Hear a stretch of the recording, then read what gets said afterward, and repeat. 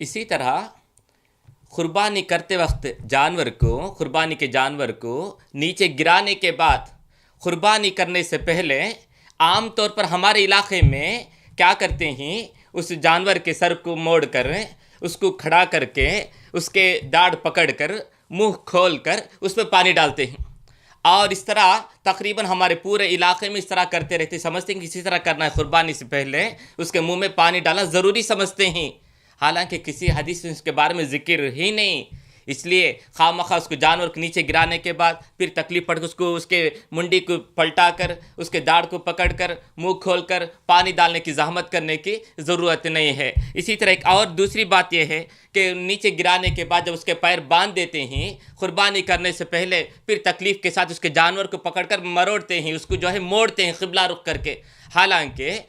اس کی کوئی ضرورت نہیں ہے۔ کیوں ضرورت نہیں؟ اس لیے کہ یہ جو حدیث یہ جو حدیث آتی ہے یہ جو ہے بیہقی کے اندر موجود ہے کہ جانور کو قبلہ رخ کر کے قربانی کرنا ہے، لیکن یہ روایت جس بیہقی میں ہے اسی بیہقی کے امام نے اس حدیث کے نیچے ہی نقل کیا ہے کہ حدیث کی روایت کرنے والے قابل بھروسہ نہیں، اس لیے حدیث ضعیف ہے۔ جب امام خود اس کے بارے میں امام خود نے اس کی وضاحت کر دی کہ حدیث قابل قبول نہیں ہے، اس کے راوی جو ہیں ضعیف ہیں، تو اس کے مطابق قبول کرنے کی ہم کو ضرورت نہیں ہے۔ تو اس لیے ہم اپنے جانور کو، قربانی کے جانور کو جس طرف رکھ کر قربانی کرنے میں آسانی ہے اس حساب سے کر لے سکتے ہیں۔ خون بہنے کے لیے نالی کے قریب ہے تو اس طرف موڑ لے سکتے ہیں، چاہے اس طرف قبلہ ہو یا نہ ہو۔ اسی طرح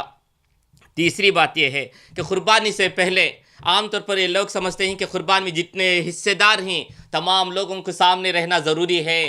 جتنے لوگ قربانی میں حصہ لیتے ہیں تمام لوگ قربانی کے جانور کو دیکھنا ضروری ہے، اس طرح ایک عام طور پر ایک تصور پایا جاتا ہے، اس کی بھی کوئی ضرورت نہیں ہے۔ وہ لوگ اس کے لیے ایک دلیل پیش کرتے ہیں کہ حضرت علی اور عمران ابن حسین کی روایت کرتے ایک حدیث پیش کرتے ہیں کہ اللہ کے نبی نے فاطمہ سے کہا، فاطمہ اٹھو،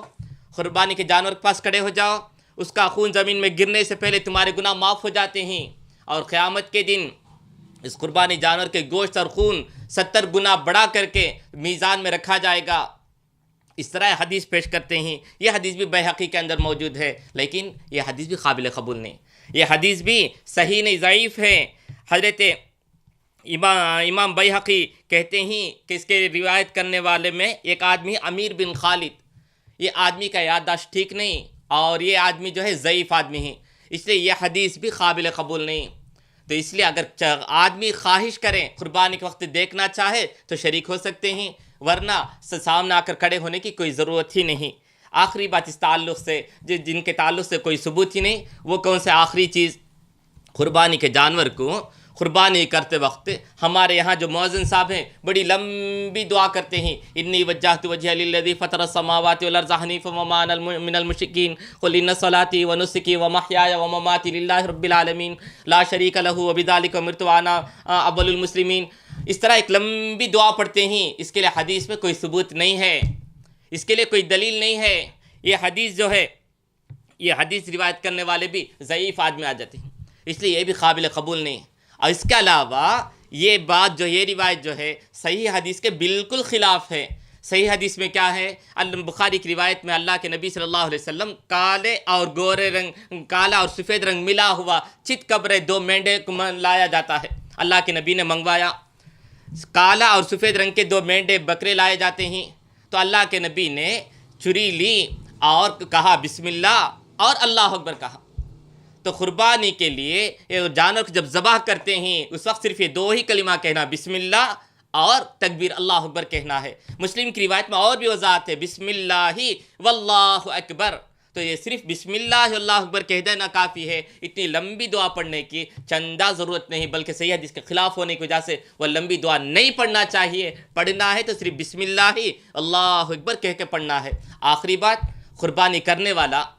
جو قربانی پیش کرنے والا ہے، اگر وہ خود ذبح کرنا جانتا ہے تو وہ خود اپنے ہاتھ سے ذبح کرے، کیونکہ اللہ کے نبی نے ذبح بیدی ہی، اللہ کے نبی نے اپنے قربانی کے جانور کو اپنے ہاتھوں سے ذبح کیا، اس لیے جس کو ذبح کرنا جانتا ہے تو وہ خود ذبح کر سکتا ہے، اگر وہ نہیں تو کسی اور کے ذریعے کر لے سکتا ہے۔ بہرحال اب اس ویڈیو کلپنگ میں آپ دیکھیں گے 4 چیز کے لیے بھی ثبوت نہیں ہے۔ جانور کے منہ کھول کر قربانی سے پہلے ذبح کرنے سے پہلے پانی ڈالنے کے لیے ثبوت نہیں، اس لیے اس طرح کرنے کی ضرورت نہیں ہے، مت کیجیے۔ دوسری بات، اس جانور کو پکڑ کر موڑ کر قبلہ رخ کرتے ہیں، اس کے لیے ضرورت نہیں ہے، اس طرح کرنے کے لیے کوئی ثبوت نہیں ہے، اس لیے اسے بھی پوری طرح بچتے رہیے۔ تیسری بات، قربانی کے وقت جتنے لوگ اس میں شریک ہیں سب کو وہاں حاضر رہنا ضروری نہیں، اس لیے اگر چاہے تو کھڑے ہو سکتے ہیں، نہ چاہے تو کھڑے ہونے کی ضرورت نہیں۔ اور اسی طرح آخری چیز جو ہے، جو لمبی دعا پڑھتے ہیں، اس کے لیے کوئی ثبوت نہیں، بلکہ صحیح حدیث کے خلاف ہے، اس لیے اس سے بچتے ہوئے صحیح حدیث سے جو ثابت شدہ دعا ہے، صرف بسم اللہ اللہ اکبر، صرف اس کو پڑھیے۔